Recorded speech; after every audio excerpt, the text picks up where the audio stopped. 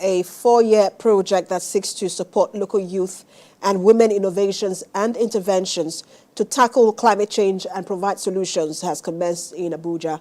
Key players at the event say it is important to promote climate justice and empower the youth and rural women. Kemi Balogun has more. The growing climate crisis continues to raise concerns on adaptation methods to get through the changing times through innovative climate solutions. These experts believe that with Nigeria's peculiar situation of high poverty levels and dwindling economy, locally sourced innovations need to be encouraged. This time they are keen in to empower women and youths by supporting local innovations in rural areas through the creation of an innovation lab. The effects of climate change are no longer distant threats, but harsh realities that are already impacting our daily lives. According to the World Bank, Nigeria loses approximately 100 billion USD annually due to the adverse effects of climate change, which is about 11% of our GDP. This should be a sign of hope that we're going to do differently this time.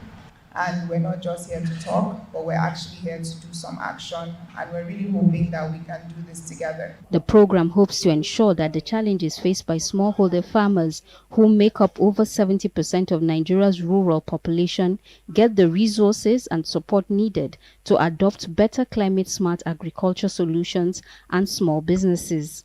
Organizers say this project was born out of a gap that existed after a research was done in 2023. The research covers almost 36 states of Nigeria and the FCT. There are some alternatives that are local-led, viable alternatives by young people, but most times they don't have access to finance in terms of how do they replicate, how do they upscale, how do they scale up these interventions, particularly led by women, young women, and young people. If you come to productive activities, you realize that Nigeria is balancing on agriculture and largely informal sector.